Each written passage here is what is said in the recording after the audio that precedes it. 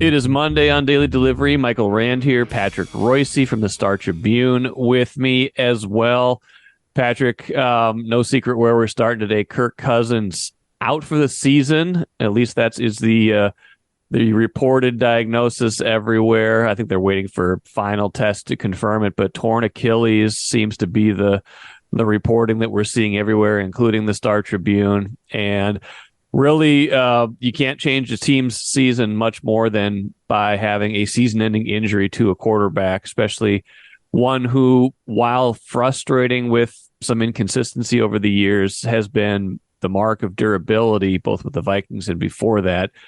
And really at a point, Patrick, where the Vikings were starting to turn their season around. They started 0-3. They're now 4-4. He took them most of the way through a pretty convincing win over the Packers on Sunday. What do you go from here if you're the Vikings? They seem stunned because they haven't had to live without Kirk, as maddening as he can be. Well, it's the grand old game of football, you know. You always say, well, that guy never gets hurt until he does. You know, Right. It's nobody never gets hurt in football, and you know, they really hadn't made plans to there's no fallback position. This is like the Bears going from a very high draft choice to a Division II quarterback. You know, Right. It's they didn't have any plan, and neither did the Vikings have any plan. Supposedly they had Colt McCoy in 3 weeks ago. I think Schefter or somebody reported that, or maybe Floria. I'm not sure. I heard it yesterday, but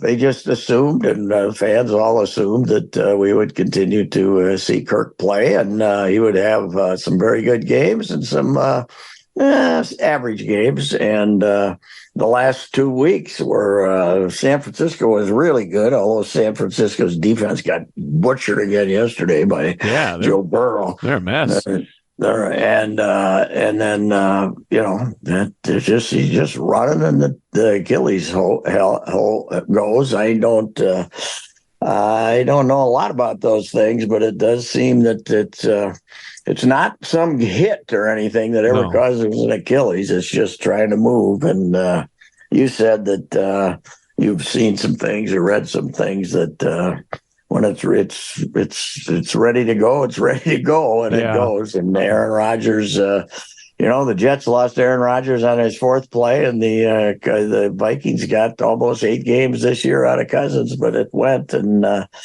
it's obviously that's what it is, or otherwise the Vikings wouldn't be so frontal about it. They'd try to keep it secret if there was any doubt as to what it was. Apparently, if you're the trainer or somebody over there in the sidelines and the guy describes to you what the symptoms is, they know right away what he's talking about. So, I mean, it's all of a sudden you're 50-50. This is the easy part of the schedule, but it takes a touchdown off whatever the point spread would have been. This takes a touchdown off it. You and I were talking beforehand. We say, give Carson Wentz a shot. What the heck? He's got some talent. He at one time was pretty good. Now he's got talk about a guy who's maddening. Maddening. He'll throw some interceptions, but really, do you want Colt McCoy? He's 37 years old just because he's a game manager. Now, Case Keenum is the third stringer in Houston, I believe, but he's out right now. He's on the injured list. Okay. I looked that up. So now they got Mullins is on the injured list. Yes, for one more week. But he can come off next week if his back's okay, and was putting him on the injured list just phony thing anyway for roster protection or something. I mean, we don't know that, right? Was it to add a roster spot or something that they did that? I'm not sure. I don't know. I don't think you mess around too much with that, but yeah. I also don't know didn't know that Sean Mannion is on the practice squad. Yes, that was like a couple of weeks ago. Probably when they worked out, if they worked out McCoy, it was probably around that time when they put Mullins on with that injury. So if Mullins is ready to play, maybe you let Jaren Hall play this week. The guy's 25 and a half years old. I know he doesn't have any experience, but I said on a tweet early this morning because I was having one of my nights of no sleep, and you know, he's 3.5 years older than C.J. Stroud, for goodness sakes, who's going to be the rookie of the year. The guy's he's a year older than Justin Fields. He's 7 months older than Jordan Love. Yes. It's not like, he's okay. He's inexperienced, but it's not like he's a kid that's just we gotta nurture him around. Let him try to play a game, and if you want Mullins to be your guy, that's fine. Otherwise, go get somebody like Carson Wentz and somebody with some talent. Don't bring in Colt McCoy, for goodness sakes. I don't know what they would do though. But by Tuesday they'll have some solution, won't they? They'll have somebody in here by Tuesday, I would think. Huh? I would think so. I don't think you can go into next week unless you decide that you're going to ride it out with Jaren Hall and Nick Mullins, which is probably okay too. I mean, I thought it was interesting. I think we'll get into Cousins here more in a minute and just less of the immediate short term and more of what this means long term. But I thought it was interesting when Hall came in the game, they're up 24-10, and they probably could have just handed it off as many times as they needed to and got that one a little more safely to the finish line. But they had him drop back, and he gets the strip sack, of course, so they pay for it a little bit. They get the stand, get the ball back. But even on the next third down, they have him throw to Hawkinson, and he actually makes a nice completion to get him a first down. So when they brought him in, I wonder if A, it's just that they have a certain amount of confidence in him, or B, like they want to know, like, how is he going to handle this? Because this is the only live action we're going to see of him before we have to make a decision on, is this a guy we feel comfortable starting a game next week? You would think he is if he's the number 2, but I don't know. I don't know what they think of him at this point. He's a fifth-round rookie. I heard... I don't know. I was looking at some of the post-game shows last night where you got guys like Floria and you got Schefter, of course, making reports and stuff like that. And Floria made it sound like they're not ready to say Jaren Hall's going to be their quarterback, so they're gonna look around and see if they can come up with somebody. But it is. Where are they next week? Atlanta. Yeah. Who just changed quarterbacks too, I believe. They're going with Taylor Heineke. Heineke, our old buddy Taylor Heineke. We'd take him now. Give us back Taylor Heineke. We'd take him back. But that's that's certainly not a tough game. They were leading the mighty NFC South there with about a 3-4 record or something, but the NFC South's worse than the NFC North. So, I don't know. It's just I have no idea what their thinking is on this guy. But as I'm just trying to point out, he's not some kid, raw kid who was playing in high school 3. He's not Trey Lance, who didn't, who had, played 2 years of college or something, and then you brought him in, and it's funny though that they did. Allegedly, they were interested in him when Lance ended up going to Dallas as the third quarterback. They were interested in getting him in here and taking having him be a third stringer or something, but Dallas ended up getting him. He's the third stringer in Dallas. How about Dallas? Probably wouldn't make you a trade, but they got Cooper Rush as the backup. Maybe they'll give you Cooper Rush. I doubt it. Also, who's the backup in Detroit, don't you? Teddy. I know. Teddy. I know. Bring back. Of course, I saw Teddy for about 5 minutes once this year, and he was awful. He's got nothing left in his arm. But anyway, that's I don't think Detroit's going to trade you a quarterback either. So. They traded you a tight end, but I don't think they're going to trade you a quarterback. I don't have any idea what they're going to do. No, I don't think they do. I mean, O'Connell had a couple interesting quotes. Let me read both of these to you. One of them I saw in I think Ben Gessling's game story, and one of them I think I saw somewhere else. But you talking about kind of not being ready to commit to anybody else. He said, I think we have to look at potentially all of the options, including the best possible group around Jaren, knowing that we are going to continue to build a complete offense based upon more than just the quarterback. He said something else too. I don't know if that was the one I saw right away. Something about not committing to what they're doing right there. And then he said of Cousins, O'Connell said, "I'm just so proud of him, proud of how he's played all season long. Whatever is the case, if we don't have him for one snap or for the duration of our season, that will not change the level that Kirk Cousins played this year and ultimately what he meant to me and our organization." What he meant to me and our organization sure made it sound like Kirk Cousins has probably played his last snap here. Wouldn't you think? I mean, that it almost felt like this guy's done a lot for us. We know he's out for the year, and what he's meant for us, not what he means for us, was an interesting choice of tense. I would a rattled coach though after the game. I wouldn't read too much into that.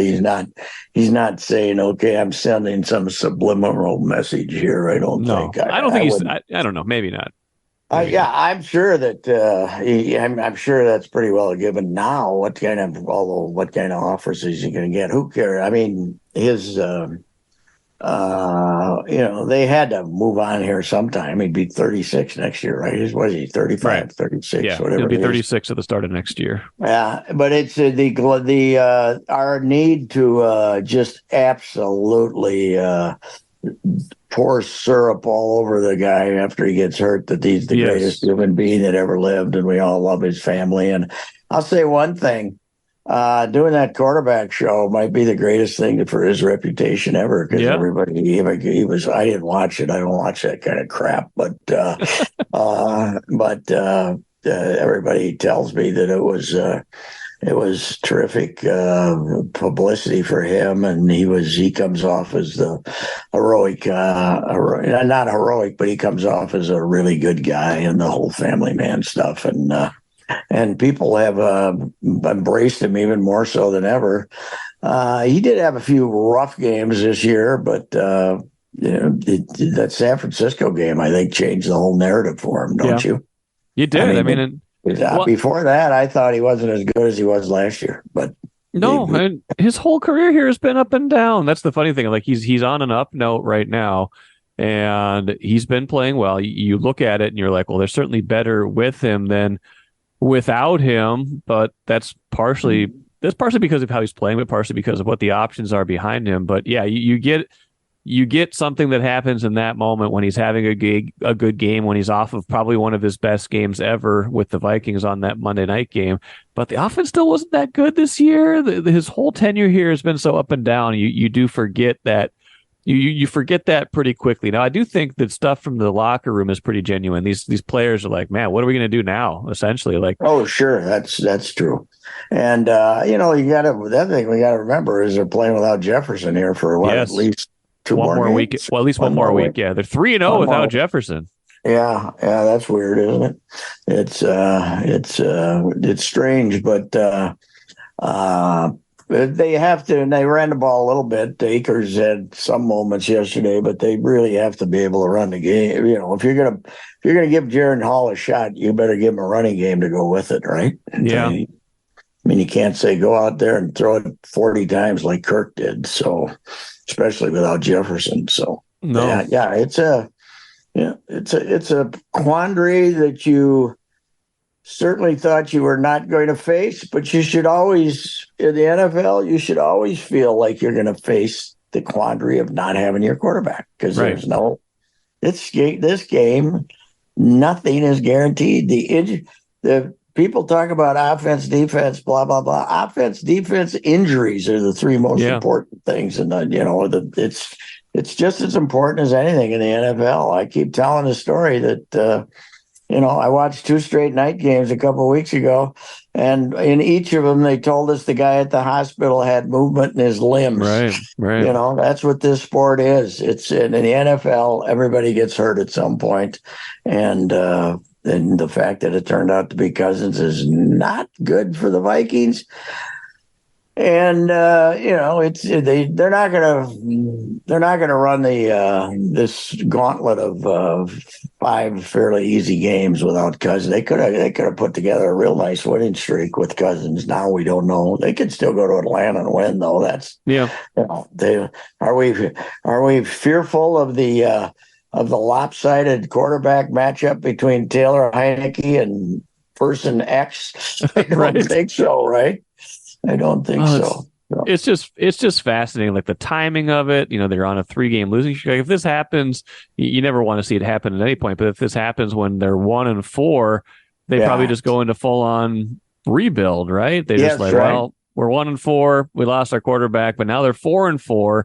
They're feeling good about themselves. The trade deadline's a day away, so it's like this urgency. I don't know if they make a trade, if they sign somebody. I think whatever they do will tell you what they think of themselves, what they think of the short term, what they think of the long term. Because you still hear like little whispers like, hey, would they still think of trading Danielle Hunter? Would they think long game even before Cousins got hurt? It's just a fascinating spot for them to be in. We'll learn a lot about what they think of themselves by what they do with this.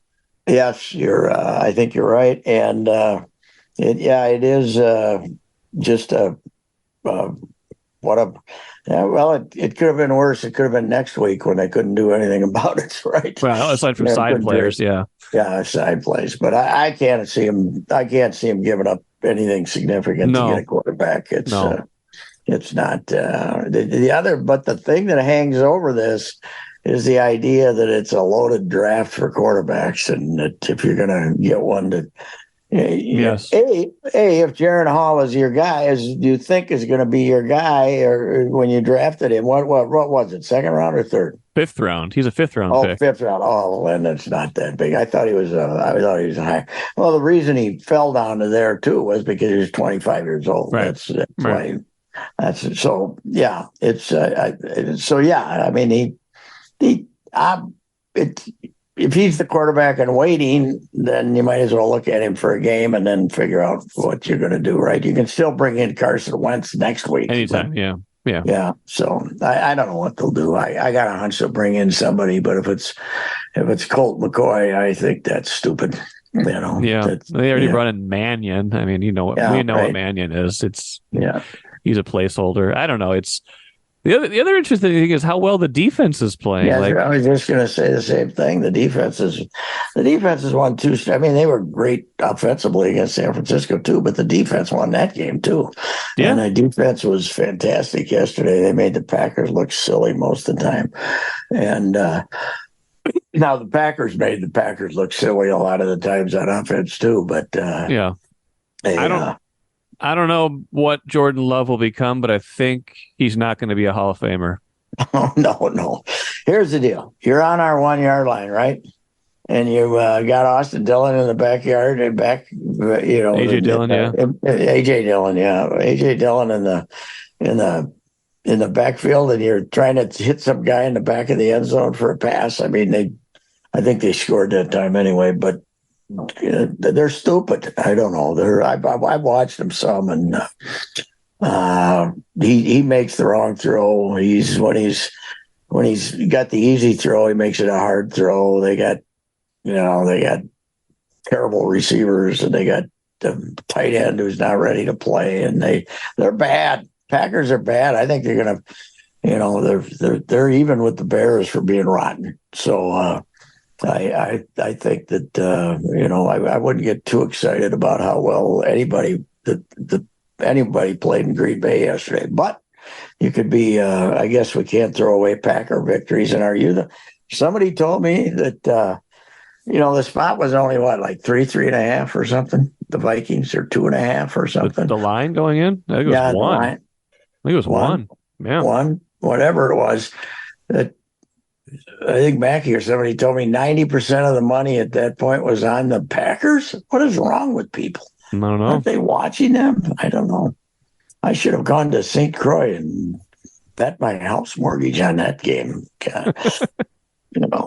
So I don't know. I have any idea what they're going to do, but it's Kirk's going to leave here as a hero one way or the other. He's getting the fawning praise he's getting because of his injury is pretty over the top. So he'll probably get a job somewhere. But how do you go? He will. Next spring before the draft, you have to be able to show people you're fully healthy, don't you? Yeah, and he's up here. I don't know if he would be. I mean, the they say Aaron Rodgers likes to think that he might play his own Achilles. That's not happening. It's like a 6 to 9 month injury is what they say. That's a lot of time. It is. He probably won't be. Cousins probably won't be fully healthy before like a mini camp next year. No.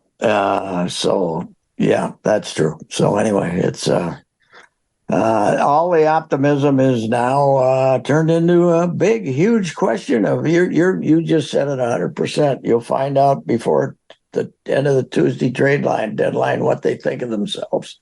What one sneaky name I thought of yesterday? You said you thought of Carson Wentz. I did too.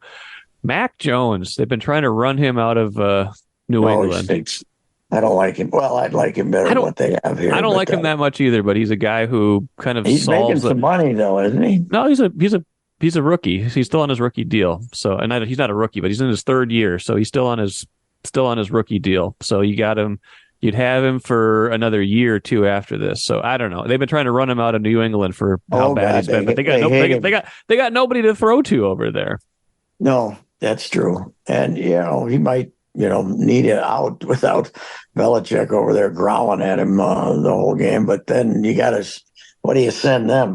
You can probably get him for about a 5th rounder or something. I'm gonna say, like a mid-round pick is probably he's in the 3rd year of his 4-year deal. His base salary this year is $2 million because most of that really? most of a rookie is tied up in bonuses and stuff. But I think that stays with the training team. So he'd be cheap. I don't know. I don't even know if he's available. I don't know if New England's moving on from him. But that was a name that I thought of like for this year and next year.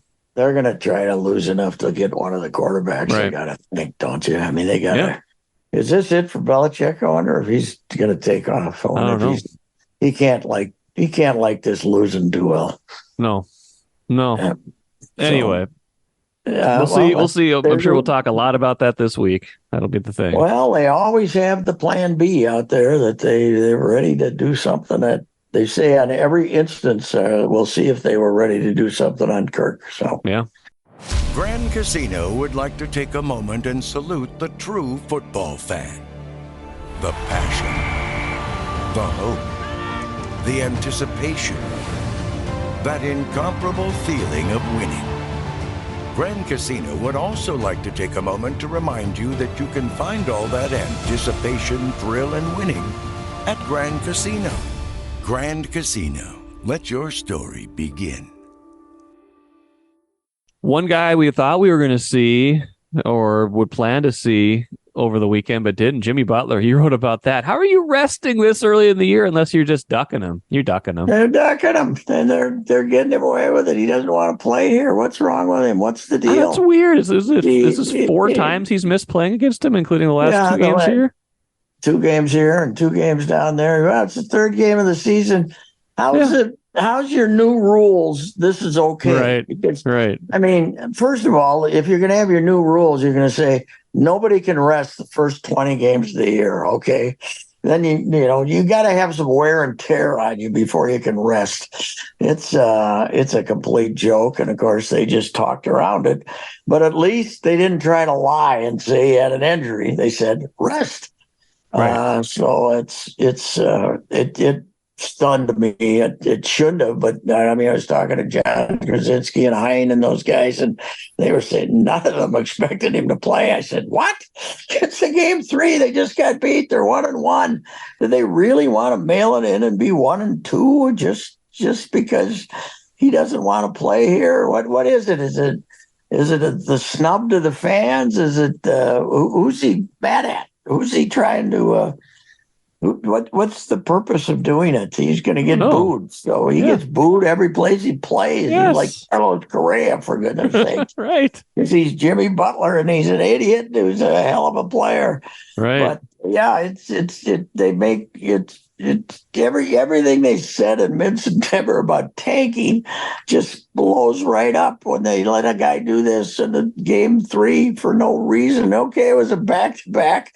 They had a play flight. They didn't get in there till 3 a.m. or something, or 4 a.m. So what? It's Jimmy Butler. Tell him not to show up for the shoot around and get him in the lineup. And give away instead of that Martin wasn't playing either. He's one of their good players. Yep. He was out of the rotation. Love is hurt too, but Love is not that vital to them.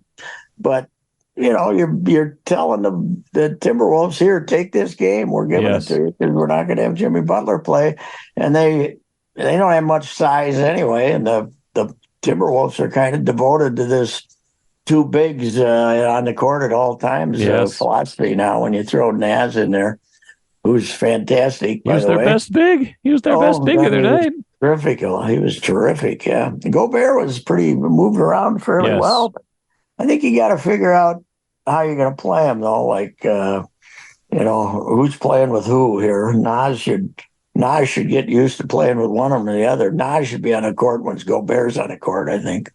They seem like a better match. He's so active and he can stay out of his way. And Cat's still lost.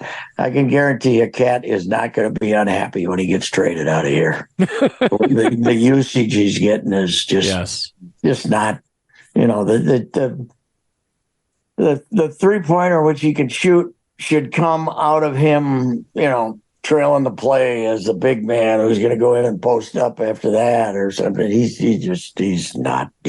wandering around the court saying, "What am I doing out here?" Right. And, you're running behind screens and stuff like that. It's he's pretty well lost, and they've.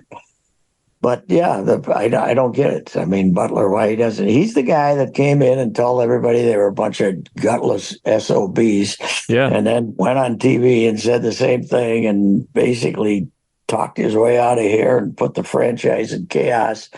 And he doesn't have the guts to come in here and play. Did he sending some message, but nobody knows what the message is? No idea. Because he's such an idiot. But what if you're his teammate? I suppose you got to put up with his nonsense all year round. I suppose it doesn't mean anything. But if you're Spoelstra and and you got that fairly young team, you got guys who can shoot the ball and everything, what they need is some toughness. And this guy decides to take the night off. Yeah. Red league. I love the league in a lot of ways, but it can be so ridiculous too. There's just the nonsense going on. I mean, James Harden, they won't let him on a plane because he's such an idiot. He's trying to collect his 30-some million, but he's trying at the same time he's pouting and basically he's out of shape. He's pouting and he's telling you that I'm not going to play hard for you, but you got to let me on the plane and pay me my money. So it's a league with too many idiots. There's no doubt about that. Oh, the money got so big in that league.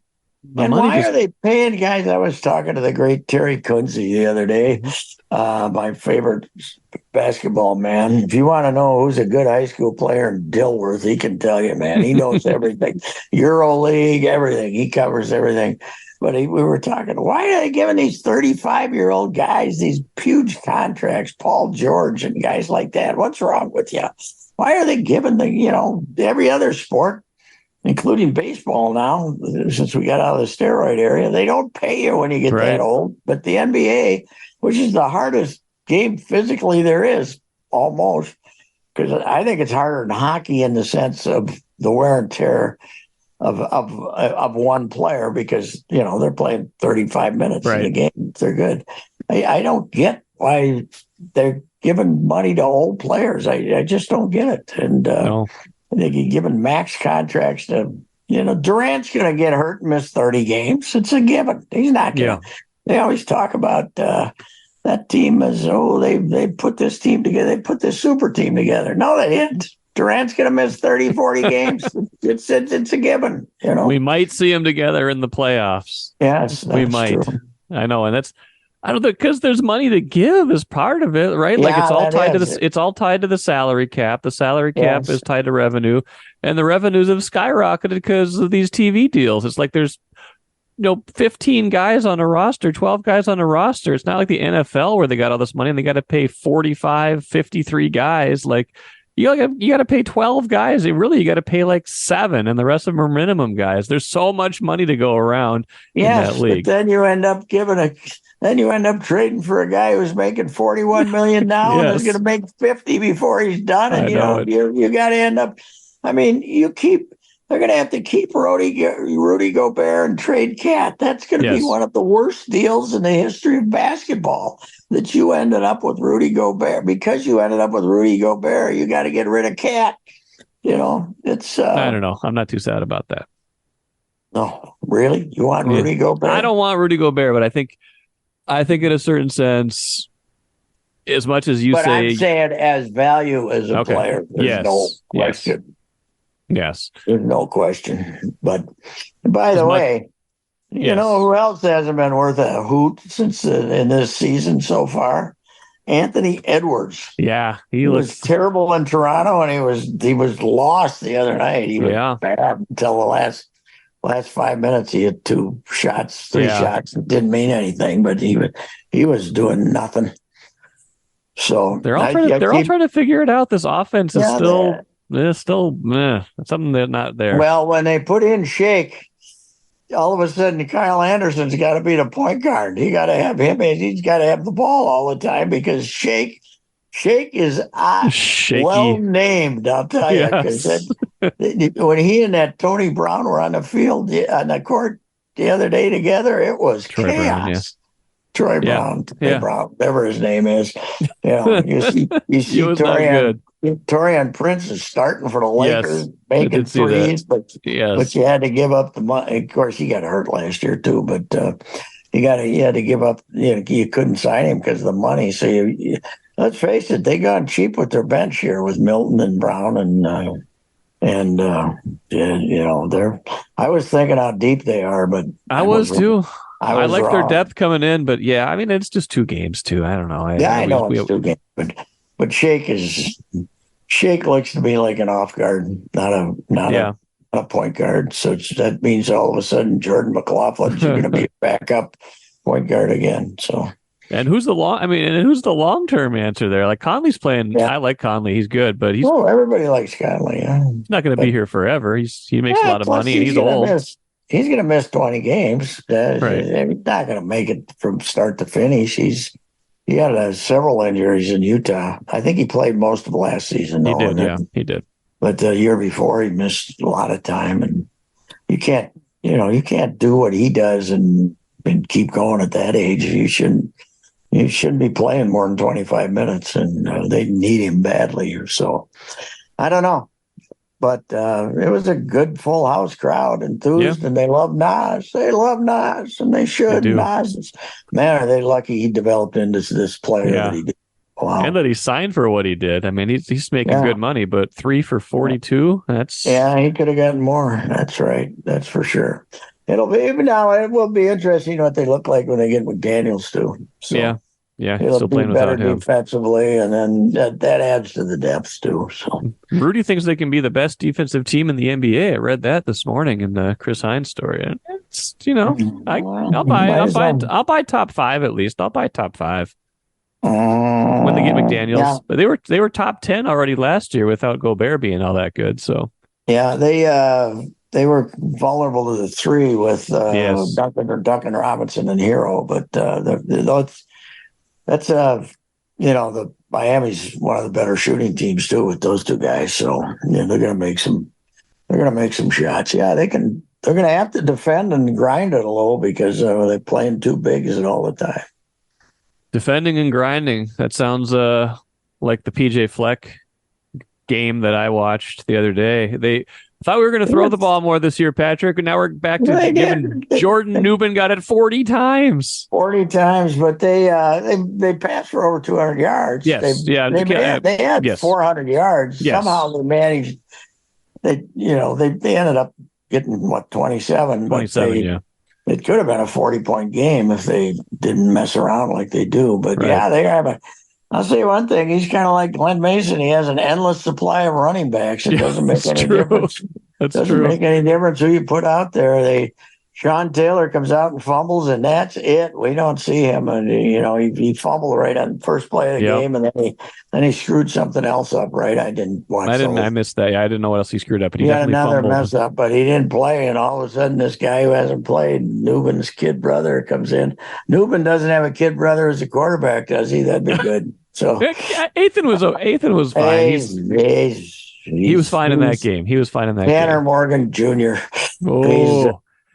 He's a little more of an athlete, but he's not. He's a mediocrity, in my opinion. He makes a lot of inaccurate passes, but they're like the Vikings would have been with Cousins if with the schedule being as easy as it is.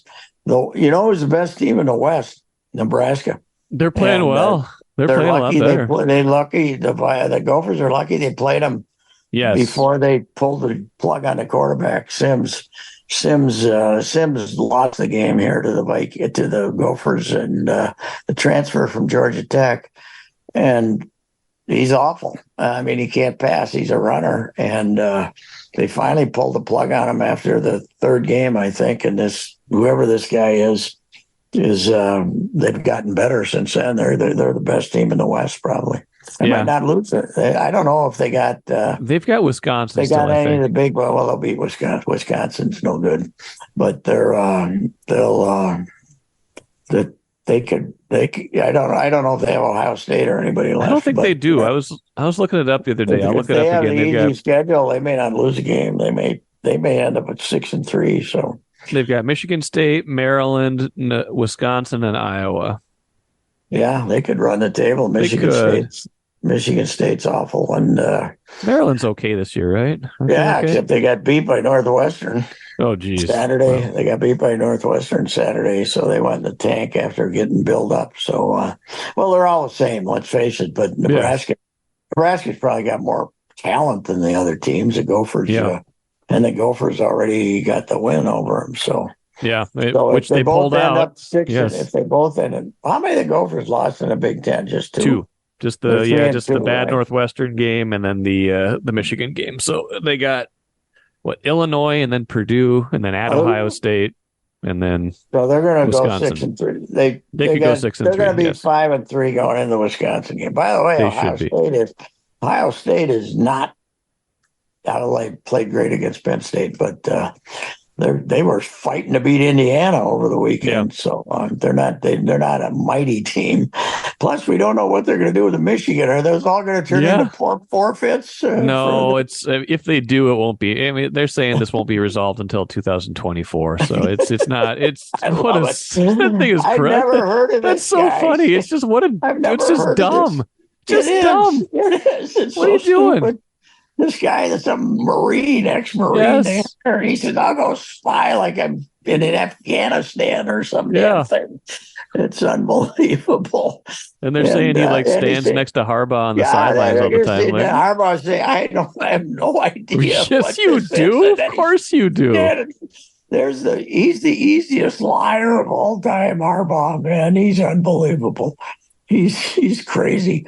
He's, God, it would have been fun if we ended up with him as coach. But it wouldn't have, they weren't. Apparently, we were doing that as a favor to him so Michigan would pay him more money or give him, because they brought him back in a pay cut, right?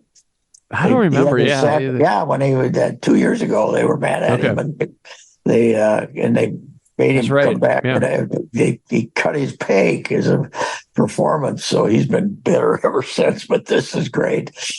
But it's not illegal, though, is it? It's like it's not against NCAA rules, but it's against sportsmanship rules or something. I think there's some kind of violation. You can't film. You can steal signs during games, but you can't film. It's kind of like the Astros. Do they have the guy with his video camera in the stands then or not? I've read enough about it. I think they've. I don't. I know the guy had tickets to all these games, so it must not have been Was he doing it with binoculars or was he doing it with a video camera? He was recording with his phone. Yeah, he was recording with his phone. Well, how could he's got to have the best phone in America if he's recording from the stands. Right, on the opposite sideline. I don't know. It just seems... I said, however, that they caught the Gophers stealing the Iowa signs too, that were one finger for a run left, two fingers for a run right, and three fingers for a inaccurate pass. Iowa's offense had a typical. They didn't have many fewer yards this week than last week. They didn't play this week though, so right. But their stats weren't a hell of a lot different. Geez, what a disgrace they are. So. Patrick, let's finish up. Gophers, speaking of Gophers, they get swept in hockey home against Wisconsin, and the volleyball team gets swept by the Badgers. That was non-competitive, right? That was... it was not. They got blown out. I think 13 the first. I think the first set was 25-13, and then after that, Wisconsin just cruised. This is a very mediocre bunch, and hopefully the recruits that they have coming in hang with them, because this is at the volleyball, man. They'll go find another place where they can win the championship if they're. You can't lose Carter Booth and win us both and be the same team you were. Whatever transfers you're bringing in aren't going to be as good as those were. Two of your four best players, right? Yes, Wennis might have been your best Booth player for sure. Yeah. Yeah, I mean, and Landfair has not played as well this year. Schaffmaster's been hurt, and they're just not good. And I think they're back to 500 now in the league, and the league's only going to get better next year. Washington, Oregon, and the two LA schools. Stanford, not Stanford. Not Stanford. USC and UCLA. Yeah. Now the hockey, as far as men's hockey, it's the longest season in sports. Yes, we don't worry about October. Yeah, it's October, and it's so long they have to take a break in the middle of it. They have to take an intermission. They got to take a 2-week intermission because the thing lasts forever. So it's hard to reach conclusions. But the Gophers are, they aren't near. The Faber, Cooley, and Ganese are all gone, right? Yeah, those are three. They're probably the three best players. Are gone. So that's you can see the difference without having Cooley as one of your centers. So they thought he was coming back, and then he decided not to. So they're not as good. But Mike Hastings, the kid who was the big star of the weekend, he's a Mankato guy. He played at Mankato last year, and he took a bunch of guys with him. And he's not real popular in Mankato right now, but. He's got Motzko's number too, right? I mean, he's knocked him out of the tournament in 2021, 2022, and he's I know him pretty well. I've been down there a few times and texted him after the game Thursday, and he comes off as the most, like most hockey coaches in college do, as the most blue collar guy of all time. But he's a crafty guy, and he's a very good recruiter. And what's interesting is they offered the Mankato job to his ace recruiter, Todd Knott, and he went to Wisconsin with him instead. Wow. He did not take the job, and they had to start all over again at Mankato. But it's great though. That rivalry's back. It hasn't been much of a rivalry. Wisconsin, 7 years of mediocrity there for sure, and supposedly good recruiting, but bad coaching, and so that rivalry's back, and we don't like that. When we're going to get very upset the next time Wisconsin comes here. There's going to be a full house for that, but it's way too early to draw many conclusions. That's for sure. No, and really sad news in hockey though. Oh man. Adam Johnson Jeez. Dying in London over and playing in Britain. Yeah. I exchanged texts with Pat Micheletti. His dad played at this kid's dad played at UMD too. Well-known hockey family up there in Hibbing, and he was at Grand Rapids and then Hibbing, and sad deal having him die in a fluke accident on the hockey over there. So oh man, it's that sport, man. There's it's not that injury filled. There are injuries here and there, but the possibility for tragic is always out there with sharp skates and other sticks and stuff like that. It's weird stuff can happen, man. Hard pucks. Yeah, it is. It was when I read about that over the weekend. I was like, man, my wife pointed it out to me last night, and she was like, what happened exactly? I'm like, you don't want to know. You don't want to know. Just know it was an accident. We don't need to get into the details of it. But not good to say the least. And our Wild, we just had a 3-game stinker road trip, right? Can't keep it out of the net. Can't keep it out of the other net. That's the problem. Yeah. Well, the Flowers. If you're playing the Flower, you're going to be lucky. Let's get the Flower those 5 wins that he needs, and then they can bring the kid up from bring the kid up from Des Moines to play the other half of the games along with Gustafson.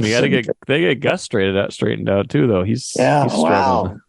Mr. Hockey here told you that. You did. You were right. I did.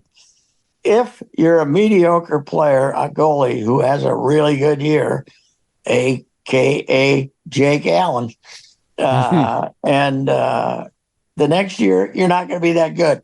Yeah, there's 5 goalies who are always going to be good, and the rest of them, they were good last. They're relief. The rest of them are relief pitchers. There's 5 or 6 that are great.